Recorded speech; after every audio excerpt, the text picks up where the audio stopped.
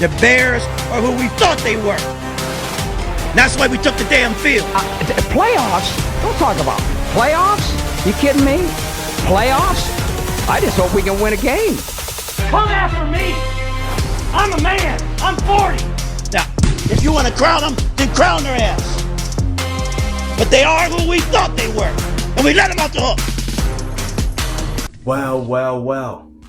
Ladies and gentlemen, you heard what I said. Sports Podcast is back in the full swing in 2025. But before I get into it, I want to say how disgusted I was this first Sunday as I heard Scott Hansen say 7 hours of red zone football. He ain't say commercial free. He said red zone. And I'm disgusted. The NFL's back. We in the building. Wassup Ock? Woo! Woo! Y'all already know we back. Y'all heard what I said. Sports Entertainment Podcast. What you guys tell? Darn AKA and whatnot. D's with D, baby. Y'all already know. Got NFL back. You want to talk about it? Alright, so I'm going to talk about the Chargers for a second. So we know the Chiefs basically won a damn division like 6-7 years straight. True. The Chargers had an impressive win. The Broncos and the Raiders now they beat your boys. I mean, y'all said I already knew it was gonna be. I didn't even pick my. But my question for y'all is: do y'all believe the Chiefs are still the best team in that division, or will there be a new AFC West champion? Real quick, I'm gonna start off by saying I still think they have the best talent to be the best team. But Chargers is here. Vegas got a lot of young talent, and they can give some people some losses they don't expect to get. And if Bo Nix don't go through the second year stumble, that's gonna be a good division. I mean, like I said, Rashee Rice is supposed to come back. Travis Kelce injured Xavier Worthy on purpose because he's stealing the shine from him. Pacheco, I think he's gonna get back in his swing. It's just the man messed up. This man had 2 carries in the second half. Couldn't get 30 yards. They wouldn't run the ball. But the Chargers weren't running either. I do agree with Tel. I think the Chargers have the best chance.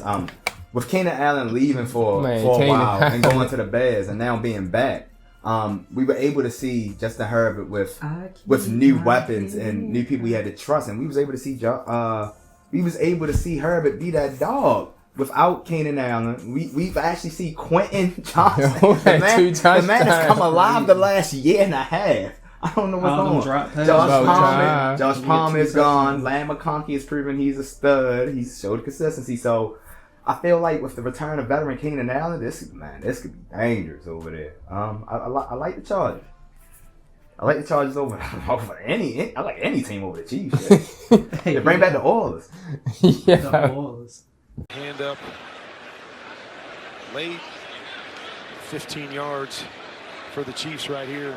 Kelce gives a little push. He comes back with a punch to the head. We will see what the referees say.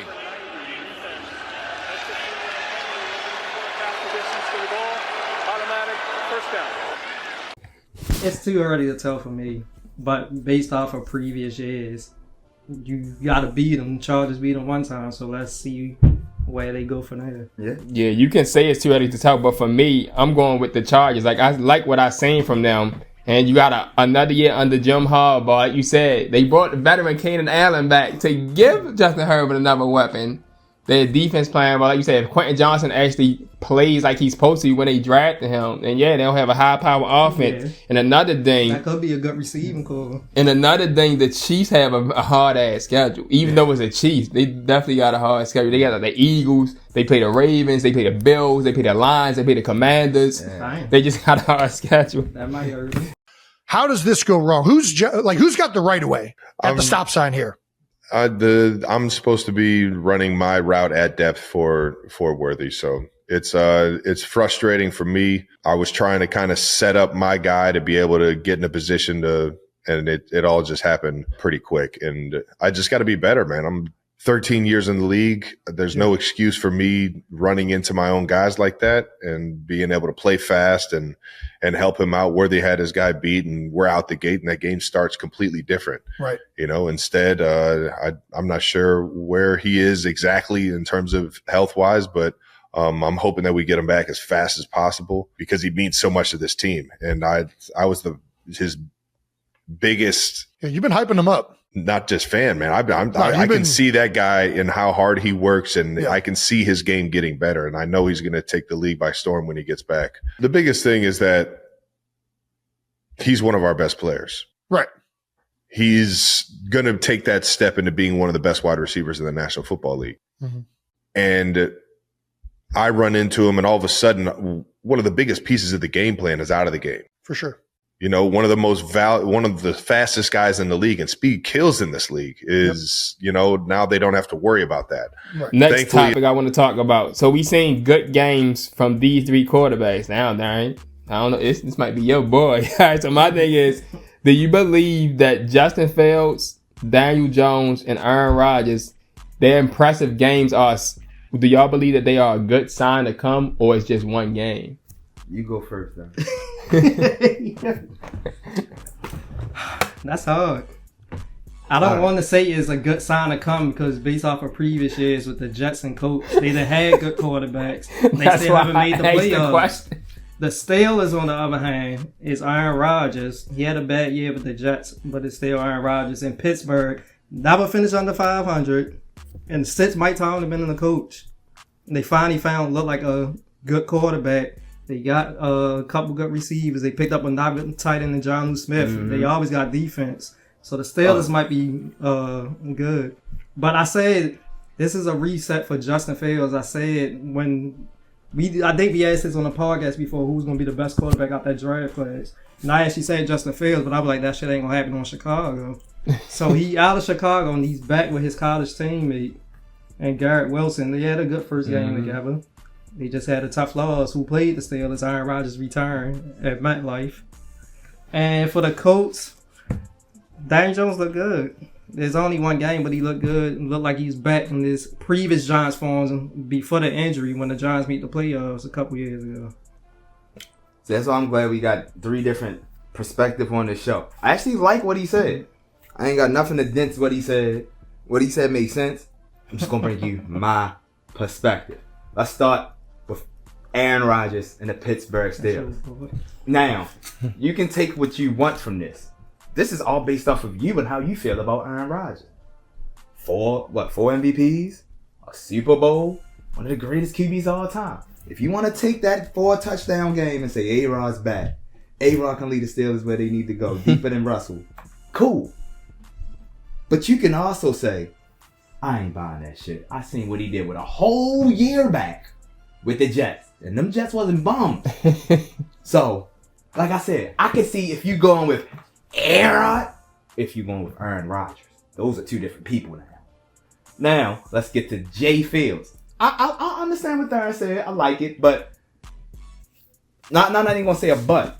I'm gonna say to go off of his thing. I do feel like it's a reset, but I feel like he's become a routine as a reset. Now, Justin Fields is not a bum at all, but at the same time, he hasn't shown enough execution with all of his talent to adhere to being a real primary number one. He's the type of person that if he's still out there and we 2 weeks away from the season, come in. Because I know you're going to be good for at least a 4-2 record before I got to bench you.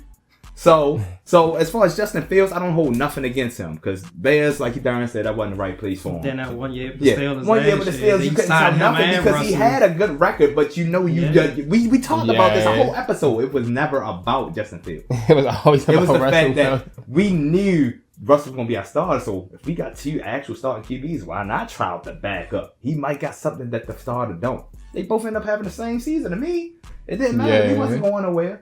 And now we get to the Colts. That's why I want him to go first. This is his team. Please, ladies and gentlemen. This is where the script starts. This is where the script starts. First of all, Daniel Jones had his own saga with the Giants last year. From getting benched, to saying I want to go to another team, to getting released, to being the fucking backup and not getting no bump the rest of the season. Now let's talk about the fact that he made history on Sunday. He scored on every drive in the game. It's never been done.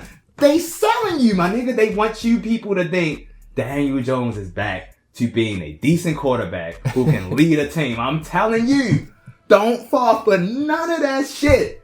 This is the same Daniel Jones from the Giants. This is the same motherfucker that's going to be bitched by week 10 talking about he gave his all. Everything ain't my mistake. Everybody have good games. Nigga, y'all seen the movie? Y'all seen Al Pacino? It's Any Given Sunday.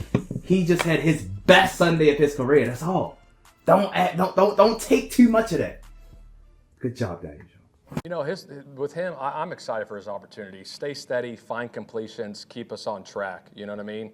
And at that position, that's what it is. It's finding completions, moving the football, not making bad plays worse. And I talk about the operation, feel very confident in his operation at the line of scrimmage, getting us in and out of the right plays. And I know the team feels confident in that as well. All right, so to me, I'm not going to say Justin Fields and Daniel Jones are both. I'm going to only say Aaron Rodgers because of the fact that the Steelers always have a winning record anyway. So, and you got Aaron Rodgers, he's just going to make them a little bit better. And like you said, they got pieces. Because of who's Aaron Rodgers is. Yeah. I feel like him being on a team that he knows has a legacy like the Packers gave him the confidence to step up. And because of who he is, his caliber, that confidence could compel him to continue to be consistent. Yeah. The other two niggas ain't showing it. And I do like what Darren said too, because I did see some of the mechanics with Fields and Daniel Jones, but I'm still saying it's just one game. One game. Like, because we've seen them do this before in previous seasons, and then as the season go on, it flips. Daniel Jones just had his best game. That's all. But we'll see throughout the season. Well, how do you kind of view that, and how do you view KOC? Yeah, I think just being around Kevin, being around Josh McCown, Grant Udinski, those guys there, I learned a lot from them. I think the biggest thing I took away from there was just the preparation, how detailed they were in the game plan, how much they, prepared for certain looks, checks they had, motions to undress the defense, every little thing they were going over, they were talking through, they were walking through, they were discussions about it. Was very, very detailed, high level. Here's what we're expecting. Here's what we're going to do to it. And the preparation day to day throughout the week was really impressive to me. Just the level of detail that they had. So yeah, I think being around those guys and seeing that, being able to watch Sam prepare and how they prepared him, to me was really impressive. I love that you